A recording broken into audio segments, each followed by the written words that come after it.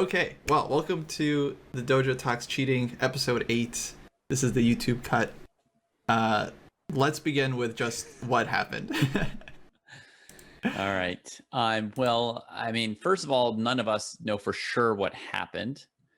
We don't know if the allegations are true or not. But from what anyone in the public can know, there was a match between Armenia and St. Louis, which Armenia won 9.5 to 6.5. And after the match was played, Chess.com published an article saying that Armenia had won the championships, saying that Tigran Petrosian was the man of the match, showing his games, something which they typically do after they've kind of checked things, right? To some extent. Not while they're doing like a fair play review. Otherwise, they'll often postpone a news article. So I think it's like a full day later, they published an article about the Armenian team winning and how Petrosian did so well, and they showed several of his games. And then in the comments section the next day, Wesley So accused Tigran Petrosian of having cheated. And he accused other players on the Armenian team of having cheated during the regular season and intimated that the reason why their top two scorers in the regular season weren't even playing in the Final Four was because they had been secretly banned without any announcement. And Petrosian responded that Wesley So had pee-pee in his Pampers, and that he was just a sore loser who had accused Firouzja of cheating falsely before, and who just, anytime he loses to somebody who he's not willing to lose to, accuses them of cheating. And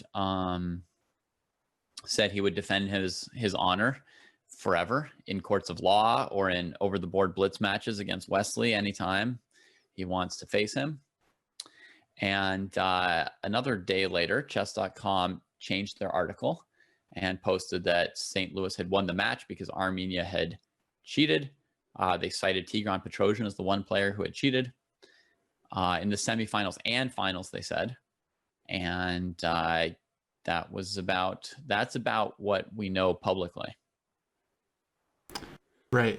So yeah, there's a lot of details to get into. And then there was this press conference that they did in Armenia with Tigran and the manager Artak, where Tigran he defended himself. He said that the reason he was like looking down a lot is that like this is his habit, and he was specifically like looking at his trackpad. A lot of people were skeptical of that, but that was his reasoning. And yeah, well, actually, let me get your guys's. I'm just curious, like if you had to put money on it, like 50-50, would you say that you think he cheated or no? Like, not would you convict him in a court? That's a separate question. Just 50-50 if you had to put money on it. You're just guessing. Oh, for sure he cheated. Yeah. And I should say the other thing we know, the public information, is that so I think there's two different sets of accusations. One is just one of like Wesley So, which I think is being done by just a mortal looking at some games, maybe feeling cheated. And we'll talk a little bit more about that accusation and, whether it should be done. But the other thing we know is that when chess.com made the determination, it was not based on just one game or the game with Wesley or the two games. It was like, oh, let's take it back. Let's take it back and look at all these games. And then you have a lot of decisions that are critical in a game. And then you ask yourself on a statistical model. This is where I'm making some assumptions about how the algorithm works. We're going to get into that algorithm too. But we know let me put it this way. We know there's an algorithm. We know they're using statistics. And to say that someone's cheating means that it's statistically highly implausible that they made the moves that they did without the machine. So for that reason, I would say, right, I don't know if I'd go 100%, but it is very nearly there for the cheating claim. Yeah, to your point, Jesse, I feel like I've heard Danny Wrench say, he did a really good video about their cheating methods and so on YouTube a little while back that I think people should watch just to get more info on chess.com's process. I feel like I remember him saying something along the lines of their statistical proof is as good as like DNA evidence. Like DNA evidence is allowed in court, and DNA evidence has like some, I don't know exactly what it is, but like 1 in something billion trillion chance of being wrong. And they're saying that it's as good as DNA evidence, and since that's admissible, you know, this is like a chess tournament, so if something is admissible in like a murder trial, then clearly it's okay. I'm with Jesse in that, like, if I had to like bet money on it, I'd probably say yes. Mainly because I believe it's known that he did get in trouble with chess.com cheating before. And also I was watching Naka go through some of the games, and so Naka I thought is usually like a suspicious guy. Like Naka accused Martirosyan I think a little while back, and there's this meme of how Naka kind of accuses everyone that he loses to of being a cheater. He's accused me. So, I can confirm 2 out of 2 times that I've played him online in chess, he accused me of cheating. So I was watching him thinking like, okay, like he's gonna be suspicious, but he goes through like the first 2 games and he basically says like, no, I don't see anything here. But then he pinpoints one moment where Petrosian plays like Queen D2 in his game against Dominguez, and he's like, oh, that's a weird move.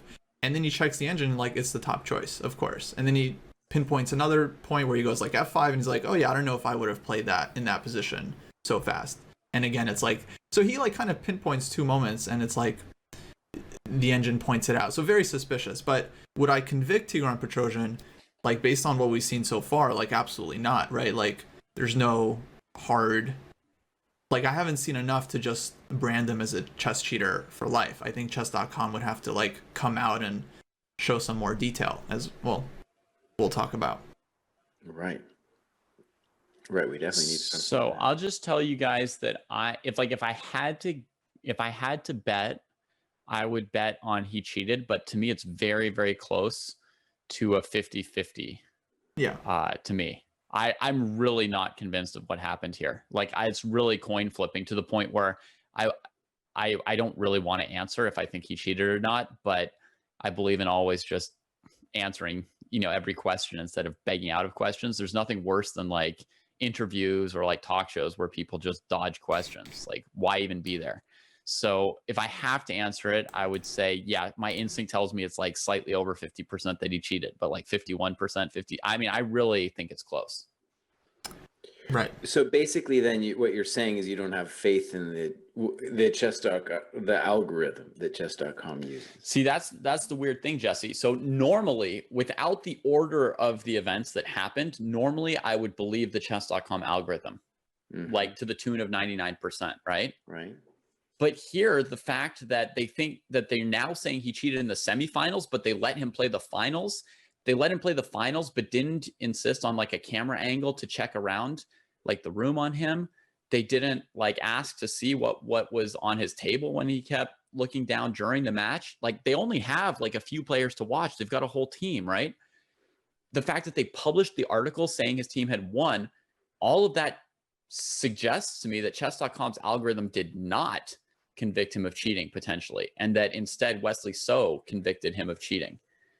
I'm not saying that's what happened, but it really makes me doubt, because I do think that chess.com could be infallible about this, but obviously they weren't infallible on this because they didn't do things in their normal order. Something went wrong on their end. But doesn't it take time? Sorry, doesn't it take time to like fully investigate a player? Like, I mean, like 5 seconds. No, I mean like their algorithm might flag them, but don't they have to like then go like watch the camera and see like if there's anything suspicious? It would take substantially less time than it would take him to play his round 1 game.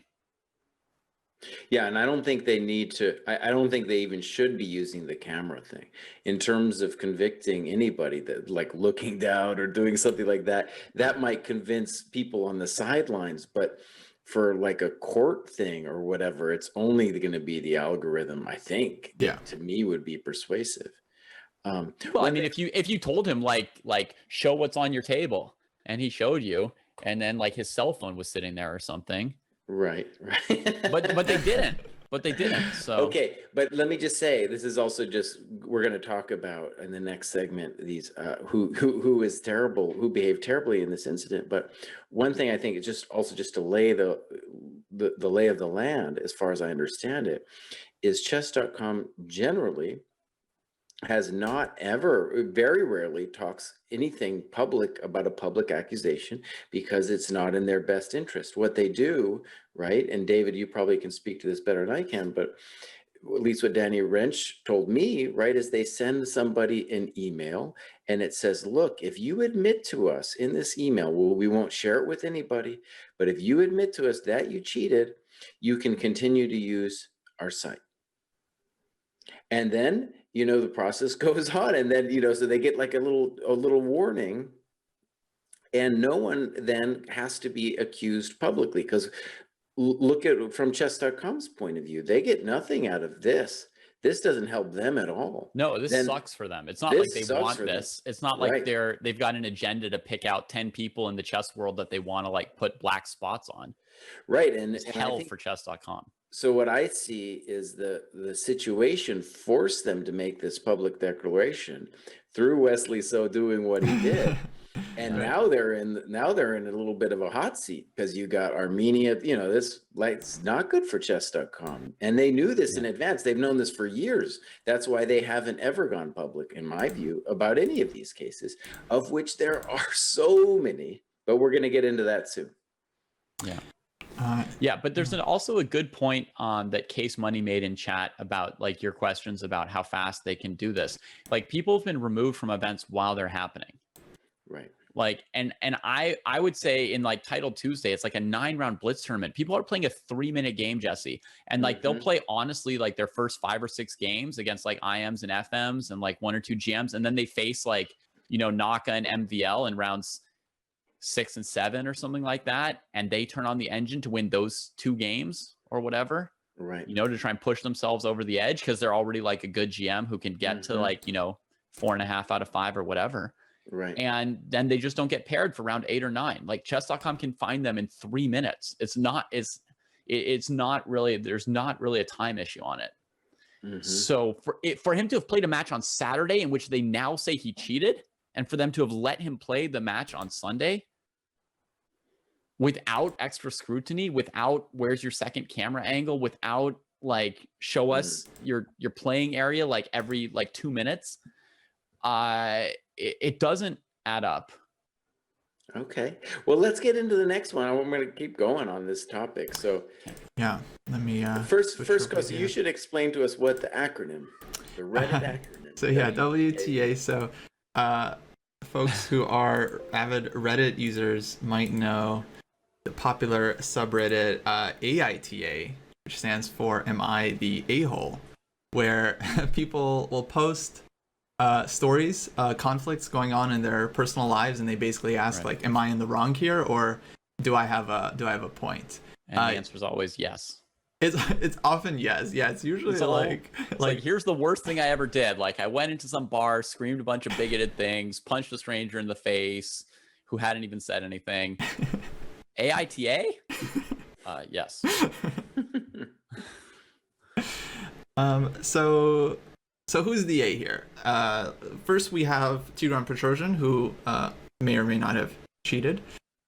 We have Wesley So, who instead of kind of doing the normal thing, which is complain privately, he went public, which, as Jesse just said, did kind of force chess.com's hand to make a ruling one way or the other, which I think was kind of important. So had he just, maybe that's why, maybe he did try privately and they didn't give him a satisfactory answer. I'm not sure. And then of course there's chess.com, which, yeah, as you guys said, has a really very tough job here because they basically just can't win. They're going to be kind of ruining someone's day. I mean, either the people that got cheated against or the people that cheated. And of course the fans are going to be unhappy either way. So who's the A?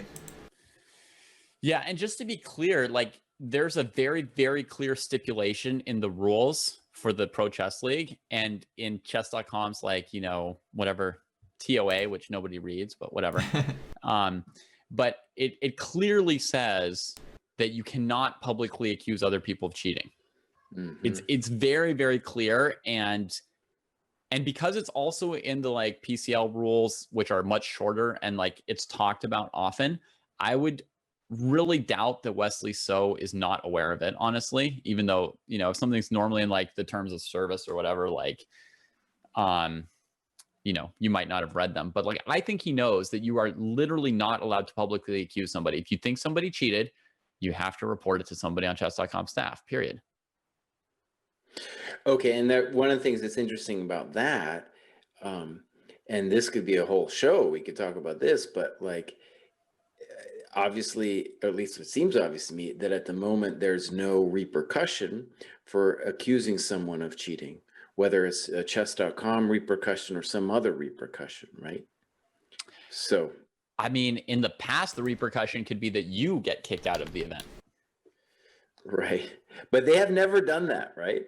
They've never like excluded somebody for making an accusation. I don't know. Haven't players been like fined for that kind of thing? I've never heard of it. I mean, it could be, but I just never heard of it. It might happen. It might honestly be something that evolves, you know.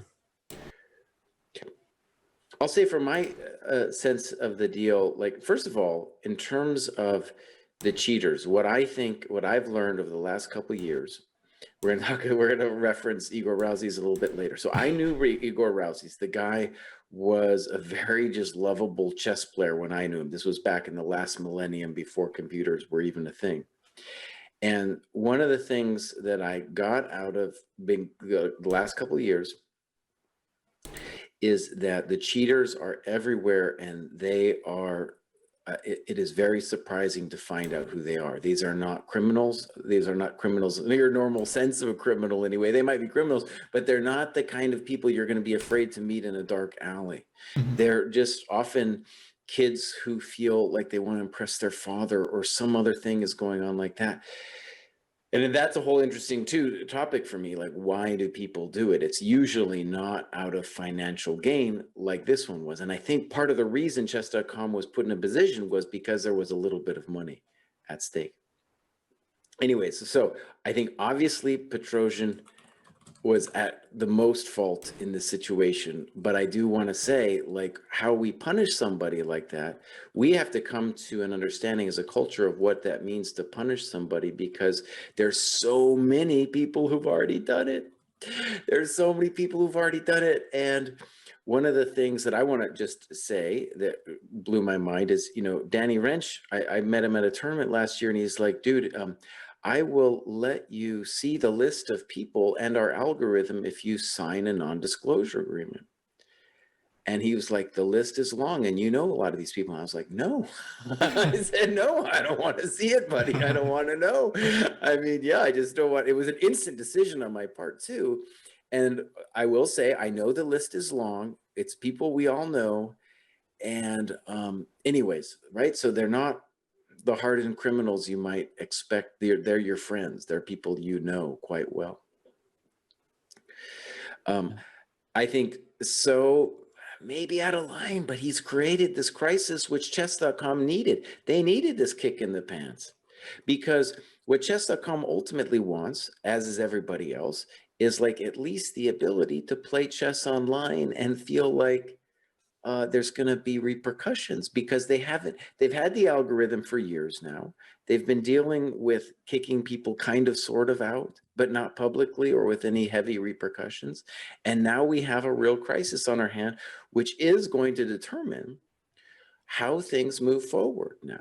Like, this crisis, I think, is going to be the pivotal one that's going to be like, this is the way things go down when we have a situation like this. So that's my 2 cents on it. I think So is a little bit at fault here, but he set the fire in motion that we needed to start having this open conversation. Yeah. I mean, I guess, oh, well, yeah, we knew it was just going to bleed into other topics, but it's like, there is this idea, I think Kavutskiy actually made this point on Facebook. Where he said, like, you know, chess.com has become kind of like the you know, what Twitter has become for public discourse. It's like chess.com is one of the main places people play chess online. FIDE does a lot of their official events on chess.com, and so chess.com is kind of given this power. So they are a private company, but if they ban a chess player, that's a huge effect. That's not just like, oh, they're just banned from one site. Now they have to play somewhere else. It's like chess.com is a pretty big deal, obviously. So there is this sense of like chess.com needing to be very, very clear and extremely fair in how they do things. So it was weird. The weirdest thing to me is that it happens after all like the public declarations. Like David was saying, like it should be objective regardless of what the players are like saying and how wildly or how loudly someone is accused. Like that should have no bearing on whether like something gets overturned or not. At least there shouldn't even be like a perception that someone making a stink can somehow change chess.com's decision. Yeah. Yeah, and chess.com needs to have things like in order enough that these kind of things are logical so that people like accept it instead of asking for explanations, right? Like if they don't want to be public, if they don't want to explain things, then it's even more burden on them to get everything right. Because when you see them like announce one thing, then Wesley complains, then they announce another thing, and it doesn't exactly add up, then suddenly for the first time, you know, certain people who are willing to say like, okay, I trust their system are going to say like, well, do I trust their system? So yeah, I mean, I know they're just in a tough spot, but I think there's a lot of pressure to get it right. Okay, guys, how much do you think Tigran's infamous comment affected what happened after? I think it generated waves of laughter, and it was solely responsible for those waves of laughter. You don't think it had any? Because the story broke kind of like in multiple parts. It was like first there was the like Wesley So's accusation, and everyone was like surprised, like, wow, did you really? I had to go to chess.com because I thought that was like a fake. I thought that was like a photoshopped comment that someone made of Wesley So, because I couldn't believe actually that he even did that. And then I thought like, okay, Tigran will just ignore him, you know, whatever, he won the event. That I don't know. That's what I would do if I won and I was fair play. But like gotta love this. But no, then he just posts this insane comment. Actually, do you guys want to play the recording? We have this leaked recording of the famous comment. Oh yeah, let's hear it. He used voice recognition software to post on chess.com. That's right. Yeah, no one else has this. This is being broken on our show right now. But here you go. David and Jesse, you guys might want to. You'll have to listen to the stream if you want to hear it. All right.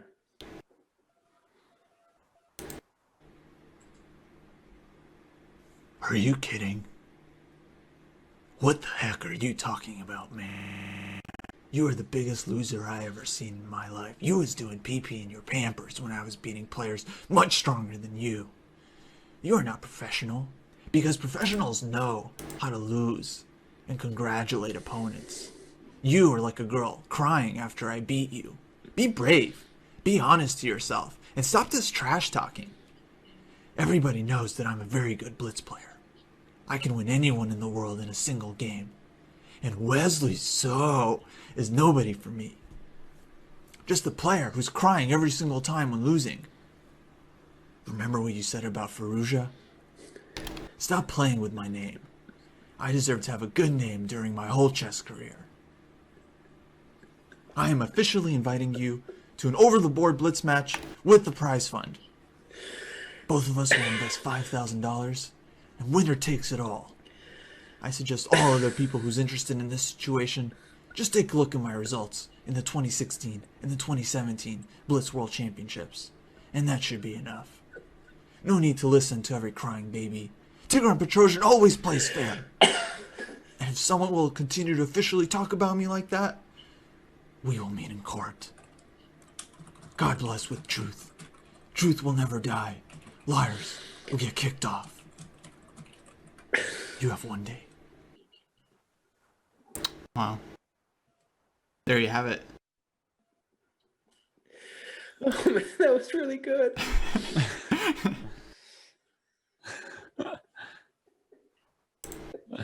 Oh man, that was genius, man. 1v1 That's me, totally bro. genius. Should end it. This message will self-destruct in 30 seconds. Okay, so the other thing about this that was that recording that we didn't talk about before is that So had also accused Fallujah before, and I hadn't really even processed that. You know, there's all kinds of complaints going around the world, but that's an example of a very high level accusation, and that didn't get punished or anything like that either. They don't even, it didn't even go anywhere. Yeah. So yeah. Well, Kostya, who did that thing, man? Who did that? Who did that recording? I mean, I found it off, you know, off Dark the web. interwebs. Yeah, dark web. Oh man. Yeah, and then there is the issue of like, yeah, all these guys that like Zavin, for example, who was like the MVP of Armenia in like 2018 when they won the title in person. Yep. Apparently doesn't play on chess.com anymore. Sargsyan, I remember, was playing all the time. He doesn't play on there anymore. That is like, that is pretty suspicious. Right. And Wesley did accuse both of them. He said like I mean, he didn't say like these two players cheated, period. But he said like, you know, your two top players who perform like better than Caruana for like 100 games, and oh, why aren't they allowed to play in the finals? You know? Yeah, he was definitely implying that they were cheating. It was very, very clearly, you know, he was very, very clearly accusing them. Yeah, Sargsyan, Shant Sargsyan. Right, Nart Sargsyan, right. Also, it should be said, like, Wesley is a very nice person. I mean, this is like, this is a guy, I mean, everyone that's met him, I've met him, he's extremely nice and polite. So for him to make such huge, like, accusations, I mean, it definitely speaks more than, again, when someone like Naka does it. It's like the number of times that you accuse like reduces Yeah, definitely. how seriously it's taken. Sure. Absolutely. Yeah. So on this next topic, should chess.com be more transparent? And this is where I think chess.com, they need to at least say more. So let me just say, what they are putting out there is the argument that they cannot show their algorithm because if they did, then it would help the cheaters do their thing, which is a little bit anti-intuitive to me, and maybe you guys could fill in the gaps for my understanding. But like, you know, let's say it's hard to catch somebody like Petrosian because he's only cheating in specific circumstances, right? Like if you're a 2600 player and you just take a couple critical moments out of any given game, maybe just one or two moments to cheat, that will raise your performance rating dramatically. So I think that is very hard to catch. But that's the only thing I can possibly imagine for, you know, chess.com not showing us the algorithm, which honestly is not enough, because I mean, anyone can figure that out just to do it once or twice in a game, but maybe I'm missing something. Well, I like what Laurent says. Like, what if they just had like a neutral, like, what if they just had Google review their algorithm and Google put the stamp of approval on it? Like, yeah, this checks out, or whoever, you know, whatever like neutral organization you want, so that it's not like a public thing. Huh. Well, in a sense, they've done that by saying that they've shown it to a bunch of people other than Jesse, who signed the NDA and looked at it and said, yes, I trust this thing. Well, I guess it just has to be a little bit more. I feel like they should be a little bit more public about it. Okay. Like Bigfoot is saying Harvard did, but like I didn't know that. Like they should be like, this is the Harvard approved chess.com algorithm. That's how you like get people to. I mean, I think there is a page on the chess.com website where if you go to it, it shows like testimonials from various people, says like lists of people who have looked at it and like verified it and stuff like that. Okay, I think there is like a chess.com/cheating page somewhere. but let's say you were accused in court of killing somebody, and they were going to use your DNA evidence against you. You know, you wouldn't want at that point to just be able to talk to some guy who says that he saw the DNA evidence and knows how it worked. You would want to at least be able to read some article online that described how the technology worked, even if you were a layperson, to get at least a rough understanding of how it worked, right? And that's, I guess, what I would want. You know, I don't need some genius level thing. I just want, okay, this is a rough description of how the thing works. That's it. But otherwise, it's just like especially if you're going to convict somebody, you got to say more than that. You got to give a little bit of a breakdown about what we're talking about. Yeah, didn't they have to do that for actual DNA evidence? I'm basing this off of me watching The People versus O.J. Simpson recently, and that was like that was a plot point. They had to like come in and explain, like, you know, everyone has a unique DNA, and the chances of a false positive are like 1 in a trillion or 1 in whatever it was. We definitely need something like that for the algorithm. We just need a number that people can point to. It's like, it's 1 in 100 billion the chances that someone is falsely accused or something. Right. What I think that should be a bit more transparent and would help, I think, would be some stuff around it. I don't think they need to publicly say how they do cheat detection, but I think it needs to be a little bit more clear, like these are the 3 times that we got it wrong, if they've ever gotten it wrong, right? And these are like the number of times we've gotten it right, and just stuff like that, you know, like, and just like a very, very clear process and methodology around it, right? Like clear, like, to me, clearly something went wrong last weekend, right? So to me, for last weekend, they should say something like, here's, you know, like, we didn't catch him on, like, during the semifinals for some reason, or at least say we didn't catch him during the semifinals, right? At least admit it, even if you can't say exactly why, right? So say, like, you know, we didn't catch him during the semifinals. We did, like, we could have done this or that. We could have checked this. We failed to do it. Like, you've just got to own, like, details around the process that you can give, so that you come across as being very honest and you don't leave people with questions about what you're doing. The less questions, you know, the more people are going to trust you about the parts that you say you need to keep secret. That's true. I feel like Twitter has to deal with a similar thing, because when they ban people, they're not always like upfront about what they're banning them for, and then people get very upset that it doesn't seem clear or transparent. Right. What's exactly going on? Yeah. So that's what I think. That's what I think chess.com should do, is, like, as much as possible, be transparent about all the things that they can be, and only be secretive about the things they have to be secretive about. If they're afraid of getting a little egg on their face for having, like, made a mistake, or like, we shouldn't have announced this result before we did this, or whatever, like, people will accept that, right? And it'll show that you're honest.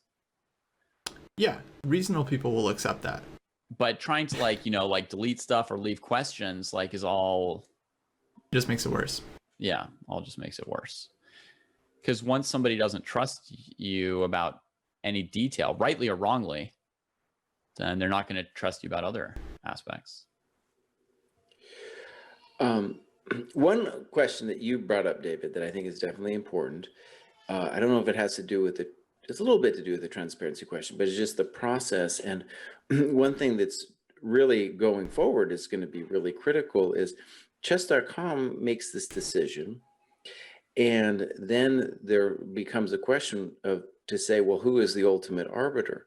And what I mean by that is, like, he's not going to be banned by FIDE unless chess.com shows some kind of algorithm, and maybe even if they did show an algorithm, wouldn't mean that FIDE needed to respond. But that is on the table for FIDE. They said that. Yeah, it's on the table, but, you know, I don't see anybody else doing it unless they're going to show some kind of transparency. And I think it's really important, because there needs to be some kind of level of arbitration, because, you know, somebody's accused, they need some kind of due process. And then we as fans need to have a kind of at least vague sense of how it's playing out in some kind of fair way, because it's not just Tigran, Petrosian. There's loads of people who have done this. And there needs to be some kind of clear way in which people are held accountable. And honestly, let me put it this way. I think there's so many title players who have already cheated that if we start being draconian about it, we need to say, Chess.com and FIDE need to say something like, okay, look, we're going to give amnesty for all the past crimes, and going forward, these are the draconian steps we're going to take. I.e., are you going to have your titles taken away? Are you going to be banned for X number of years? All that stuff, because it's just such a big deal now. If we're going to, this crisis is provoked, namely, okay, here it is. Here is this black mark on you, right? And once that black mark is on a guy like that, you know, oh man. I think it's going to be, I think it's very hard. And I'll just say, I feel like this case is similar in my mind to the first case, the first public internet cheating case which was Nidich, right? And Nidich really didn't go down except within the German system. Like the Germans never forgave him for it. And that's why he eventually left Germany. But there was never any public arbiter who decided the matter. Yeah. That is a repercussion, though, that he was socially shunned and had to leave his country. Right. And I think that's a really interesting thing, is that the punishment in a lot of ways is a social one. Right. But that's not enough. And that's definitely not a transparent thing. People get shunned for all kinds of weird stuff that's unfair, you know? Yeah. Well, I can already see I disagree about pardoning all like former transgressions. I only believe in pardoning people who apologize for things, for one thing. Like if somebody does something wrong to me, I'm not going to forgive them until they say sorry. Sorry doesn't pay it back, but you know. Yeah. We got a question. What was that a timer for? Well, it was for our last question, but we went over. So maybe we should go to the next one. Though we could talk about this forever. I'm willing to talk about it. Yeah. It is Black Mirror-y, though. You know, this idea that chess.com just kind of decides everything. Because yeah, I mean, you know, if one person gets falsely labeled as a cheater, that's just such a tragedy, you know. That it's like, at least I remember my old business law professor saying that, you know, it's better to let 100 guilty people go free than to put one innocent man in jail, which has always resonated with me. It depends. I mean, if the 100 guilty people were, you know, the 100 American senators, then we'd be better off. Well, but Kostya, tell us why that resonates with you, though. Why it doesn't immediately strike me as, you know, this amazing statement? Yeah, why does that resonate? I guess if I had to just quickly break it down, it's because, like, okay, people will commit crimes, that will happen, but if the state commits an injustice against someone, that's like particularly egregious because the state is supposed to be trusted. But I mean, think about most democratic societies where jury trials happen, i.e. you're judged by your peers. Baked into that idea of your peers judging you is that you're going to have idiots. You're going to have some fools judging you, man. That's part of the deal. And so, yes, you should go when you're living in those societies, you got to realize you have a chance to get judged and just by like no logical process whatsoever. You know, but yeah, but the 12 random processes have to combine into one versus, you know, like a malicious, deceitful entity that just makes all the decisions. So I don't know. It's okay, I have a secondary question. We can start the clock because it's kind of related. Let's do it. Yeah. And that is, does anybody have an understanding about the differences between the chess.com algorithm and the Lichess algorithm, and how they go about dealing with cheaters? Because I don't really understand the differences yet. Or Chess24 for that matter. Chess24, they just sweep it under the rug.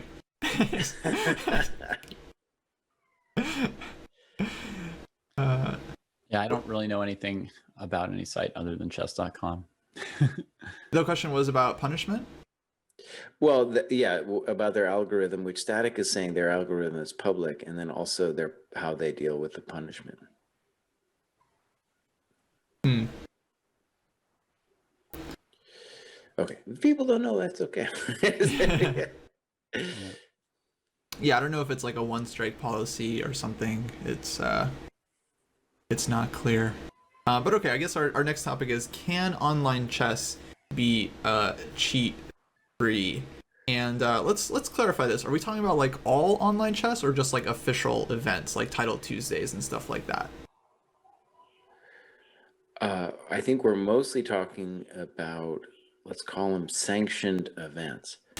In particular, I think during COVID, this is online chess's chance to become either an equivalent chess to over the board chess, or maybe even to supplant it as the main chess in the world. To do that, though, it needs to convince the world that it is as cheat free as over the board chess. And over the board chess, of course, also has its incredible problems to deal with. It's harder to cheat in over the board chess, I think, but definitely it's a plague that's affecting us in over the board chess. And let's just say it's gotten easier to cheat with over the board chess just because phones have gotten more powerful and smaller, right? Yeah. Yeah. Well, clearly we need more cameras when people are playing. We need a camera like behind you. I think for these really official events, like you just need a proctor. And yeah, then I think we can have some reasonable amount of like belief in the system. I want to say I like the idea of the camera and the proctor for sure, but just like a camera, let's talk about a camera. One thing I know, having done streaming just a little bit, is that this room can be very messy at times, and people don't know how messy it is, right? They have no idea how messy it is. And if I did another camera, even 2 or 3 cameras, I wouldn't really catch the whole room. So there's just so many random places that I could place an engine in the room. Would it, make it more difficult? Probably, but honestly, it's not that hard to get around a second or even a third camera, I don't think. And I want to mention with the proctor, back in the day when me and David would play when the US Chess League, before the Pro Chess League, we'd play at the Mechanics, which was definitely better than, playing online. And we would all sit there in front of like a board and a laptop at the Mechanics Chess Club there in San Francisco. And, our proctor in that event was often John Donaldson. But I got to say, there was like, was there ever anyone hovering over me or anything? No, I was basically just on my own the entire time, as with everybody else. So even the proctor, I think, is to me a far better standard than than a second camera. But even the proctor is kind of I don't know, it's not necessarily any kind of guarantee. But Jesse, we were usually sitting in a row, like all of our teammates in a row. Yeah, that would be, but not really in a row. It would be like one was over here, one was by the window, granted you would have felt awkward trying to cheat with like Vinay and me in the room with you. Well, I think anybody is going to feel a little awkward cheating, right? I mean, I'm just, okay, but here's the main point. The thing with the proctor, once you need a proctor, you are going to lengths and difficulties that obviate some of the advantages of being able to play from anywhere, right? Because that's the dream of online chess. I don't have to travel to a tournament. Traveling to a tournament costs money. I have to pay for a hotel. There's all kinds of costs associated both for me and the tournament organizer. And the dream of online chess is it's very democratic. It means anybody can play from anywhere. Beautiful dream. But once you start involving things like a proctor, where you're going to have some guy who is, like a signatory on an event, well, that's a huge burden and a cost. If I have to bring someone into my house or whatever, and he has to sit here for 4 hours, that's a huge cost. Yeah. Anyways, yeah. So that's one of my things about the proctor, which I do think is far more important than a camera or a third camera even. To overall answer this question, I would say it can't be completely cheat free, but you could get it down a lot. And Kostya and I already talked about this a few weeks ago, and I think we agreed that, having some more penalties as like deterrents would go a long way to reducing the quantity of cheating. Yeah, definitely. I think it should be said, like, for everyone else, like, that just plays chess kind of casually online, like not in these like official money tournaments, I feel like in general people are really like overly concerned with cheating, and it actually bothers me. Like, I feel like there's so many times on stream, like I'm watching someone's game and like they'll lose and then they'll come into the chat and be like, oh, I just played a cheater. Right. And it could be like they just played someone else in the dojo that like I know is like an honest person, and it's just like, I think people just get very like tilted and emotional when they lose, and because there's all this like, it's like this like hysteria now, then and I feel it too. Whenever my opponent plays one good move, I'm like, what's this? Like, Yeah. all of a sudden I'm suspicious. But I would. You're totally right, Kostya. When I was running cheat detection for chess.com many years ago, I would get games sent in by like 900 players against other 900 players, like complaining that their opponent cheated, and their opponent had like hung their queen 3 times and like, hung their rook 6 times. And like, I mean, just like so far away from cheating, like just absolutely played at a 900 level and happened to win. And I would get those games every day. One thing we should address is there was a question submitted by Say Chess, I believe, to the tweet that Kostya sent out about just our topics we were discussing today, and he wanted to ask about cheating in the dojo. For those of you who don't know, we have our own dojo chess tournaments that go on, and when people ask about playing longer time controls, I always tell them, hey, at the dojo, we've got these great tournaments and these longer games. And it is a culture, I always say, where I don't think cheating is happening, or I might say, I don't think cheating is happening as much, because people are freaked out about it. And one of the cool things about the dojo is at least the belief that people aren't cheating as much. And that's the only guarantee we have of that, is that I think we have a culture of people there who are not going to tend to be cheaters. And I could be wrong about that. But I think that's we organizing these tournaments have our own, view on this problem. And we're not running cheat detection algorithms, though. We're just kind of basic. Yeah, we don't have any actual basis on either throwing anyone out or doing it. Actually, I take that back. I take it back. I was about to say we don't have any basis for throwing people out, but what happens is that these games are usually played either on Lichess or chess.com. And sometimes, I guess Kostya can maybe speak to this, people have been tossed out of Lichess, and that has been led to them being dropped out of our tournaments. Right. Yeah. So actually, one interesting thing, Noto was saying that in video games, they say that they get 99% of cheating reports are false, meaning the player was falsely accused. So 99% of the time, which is pretty funny. It kind of goes to what David was saying. Yeah, so there have been a few people that were in dojo tournaments, like in the ladder or in the round robins. And basically, I mean, the way we kind of hear about it is like their account gets closed on Lichess or chess.com, and then it's kind of like, it's pretty suspicious. So that's kind of how but yeah, I mean, Static was saying that we should be looking for cheaters, but yeah, I don't know how we would we don't have any basis to go. Yeah, I would much rather defer to chess.com and Lichess. Like if they close someone, I'll take their word for it. Yeah, I don't think we have any right. we would just be judging people based on the moves and how often they match up with the engine. Like, oh, this move matched up, and like, oh, this one didn't. Like, I mean, we would be totally. But yeah, people are linked using the bot now. So yeah, if they get closed on Lichess, then we'll basically find out about it in Discord. David, let me ask you a quick question on this. So years ago, you were doing the cheat detection, and I'm imagining back then it was not an algorithm or anything. It was just like people it was submitting something, and then someone like you or other title players were looking at the games. No, there was also a statistical model. Okay, right. Okay. But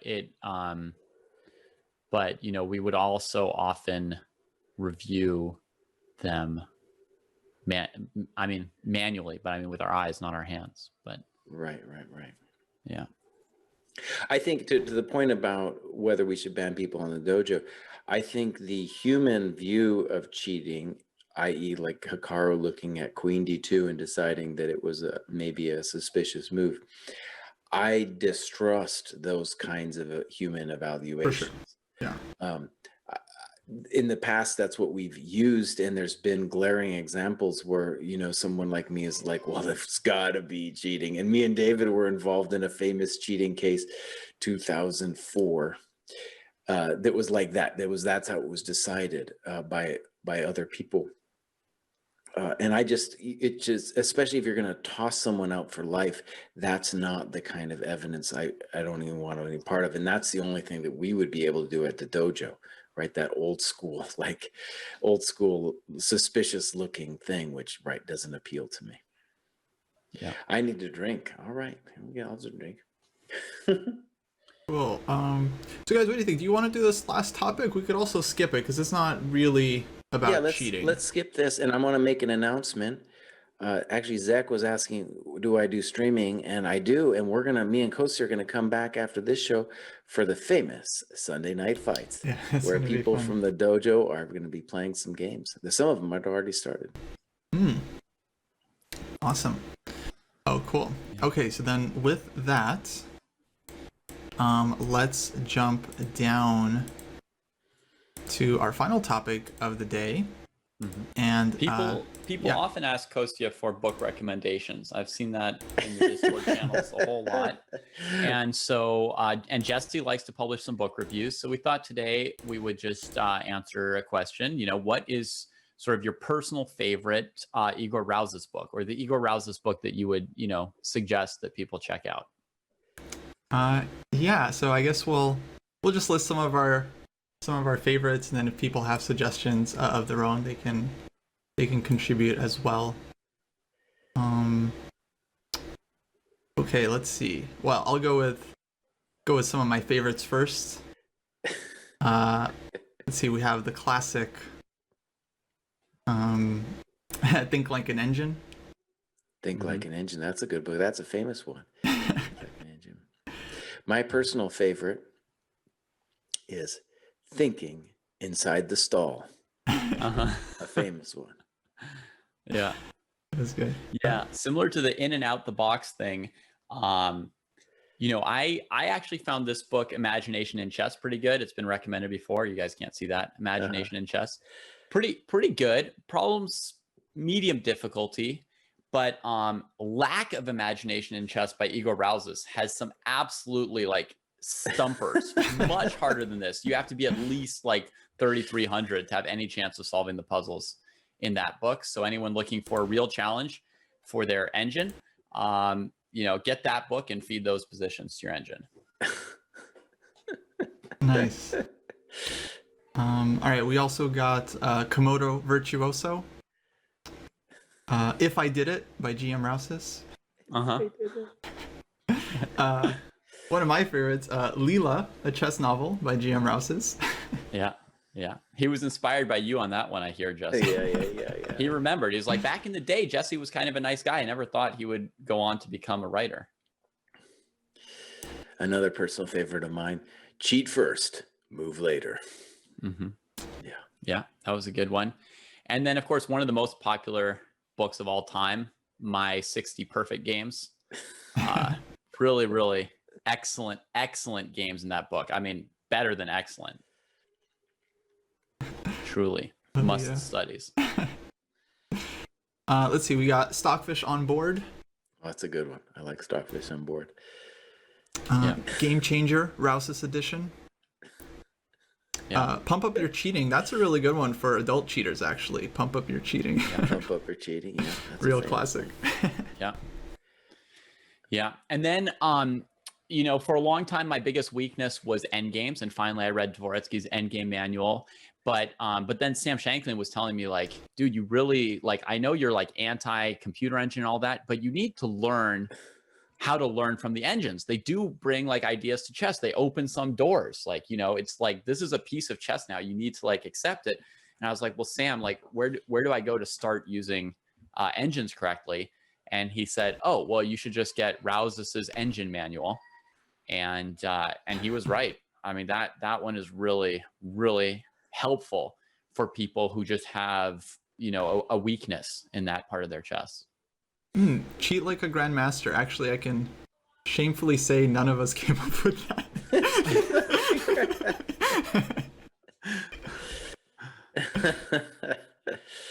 Speaking of Sam, processing power in chess, that's pretty good. I like it. Speaking of Shankland, Rouses also wrote the follow-up, Very Small Steps to Giant Improvement. Which I like. Right, the fastest, easiest way to get there. Yeah. Everyone's always looking for that, you know, some kind of a shortcut.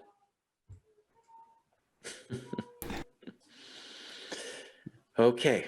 Well, I think we should return to this subject. I think we're gonna have to. I feel like this is the beginning of a new era because, yeah, like I said, I think this incident pushes it over the top, where chess.com, you know, is now forced, I think, through this incident. Maybe it's just going to go back. Okay, the counter argument is just going to go back to normal, and nothing's going to change. It's going to be like an under the table chess.com approach. But I think this thing now forces the hand of chess.com to start being open about its declarations, especially because, like, there was money on the table with this professional chess league, yeah, just for Title Tuesday, they can't go on doing it like they've been doing, where they just like, oh, round 8, he's no longer there. I wonder what happened, right? Totally different approach than what happened here, where this guy's career is in, there's a huge problem, and that guy's famous, man, and Armenia's pissed. Like, yeah. They're pissed and they're going to want to fight it, and they have the right to fight it. And I feel like that fight is going to like show how this thing goes forward. If it turns into just chess.com with mud on its face, probably, I guess they'll go back to the status quo, which then means that chess can't be played online. That will basically be what it means. Right. Yeah. I mean, it's notable. You bring it up. It's notable that the rest of his team have stood by him, right? Like, sometimes when somebody cheats in a team sport, the rest of the people on their team are pissed, right? Because it's like, you know, you caused our team to forfeit. You cast like a black mark on our team, right? Like, what were you doing? Like, doing this to all of us. But it seems like his teammates believe that he didn't cheat, or I don't know, or they're such close friends that they're all willing to stand up for him anyway. Well, not only that, but we have to remember that So was not just accusing Petrosian, but was also accusing the others. Right. And chess.com did not come down on the others, as far as I know, at least not publicly, right? Yeah, not publicly, right? Chess.com didn't comment on that, and that's another thing. When in my position about their transparency, right? Like, So accused 3 people, then they come out like saying 1 cheated. They don't say anything about the other 2. That's like the kind of thing where, like, I just feel like they're in a position where, like, anything that they can say at this point, they need to help clarify the situation, right? Because now people are wondering, like, did those other 2 people cheat all season long because they stopped playing on April 20th? Both of them, right? And if so, why was Armenia even allowed to play in the Final Four if they got there off of so many cheatings, right? Why with like it's been 4 months since those people logged into chess.com. If they cheated, why didn't Armenia, have either Wesley So's falsely accusing them, in which case chess.com should be pretty mad at him, or he's correctly accusing them, in which case you wonder why their team was allowed to play in the finals, instead of whatever team they'd beaten. Yeah, actually, it's one of those weird things because if Wesley So just makes these random accusations, they either have to like confirm or deny, and like by staying silent, they're not confirming it, but they're also just not denying it, right? Like he accuses these players of cheating, and they don't come out and defend the players, so it puts them in a weird spot. They can't. They don't really have a good solution there. In the past, if you made a false cheating accusation, at a minimum, like they would delete your post and like leave like a moderator comment, like "Do not do this," in place of your post. Yeah, that would be like a minimum, right? But Wesley's post, I mean, it was up there, and people were debating back and forth about it, and it was just there. So I liked logical chess evaluation by evaluation. I was thinking about that one, and I didn't come up with it. That's from Noto in the chat. Yeah. Here's interesting. Mitch is saying I think Wesley should have some repercussion whether it's true or not. Probably. What would it be? The thing is, though, I suspect Wesley's going to be treated different than other people because chess.com needs him more than he needs chess.com. Whereas with like most other people, it's the other way around. So chess.com can do whatever they want with you. So that's sort of like a tangential issue, but. No, I think that's a really important issue. Yeah. And I think for years that actually you could speak to this, David, like at the beginning of chess.com didn't have the title players. They were all playing on ICC, and it was a huge struggle to bring them to play on chess.com. Mm-hmm. And I think that's part of it is that you didn't want to push them away. And for years, I think that's been part of the reason why they haven't gone public, in addition to all the legal drama. Well, actually, Jesse, back then we did publicly ban titled players. That's something that's changed. Huh. So back then, during my tenure, when we had, as you say, less titled players, we did publicly ban them. You can go back and see a post from Eric where he just had a public list of accounts that were banned. And I got and anytime we banned a titled player back then, I had to personally review it. Like it wouldn't be just a pure algorithm. It had to also be seen by a person. Right. And those people were threatening legal action against us and stuff like that. They didn't go through with it because they'd cheated. So, but it is something that actually changed back then when we needed, or when we, had more of an incentive to get titled players, we were publicly banning them.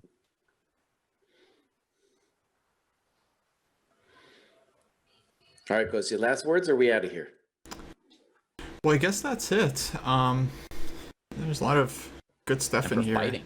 Yeah. Time for fighting. Time to see who's cheating in the dojo round robin today. Yeah, guys, we're doing Sunday night fights.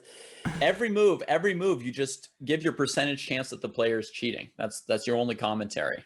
Every move. Now I think it's a 43% chance. That's funny. All right, guys. Well, we will be back in a couple minutes with Sunday Night Fights. Gonna have some classical games and doing some commentary. Already got some games going, so should be fun.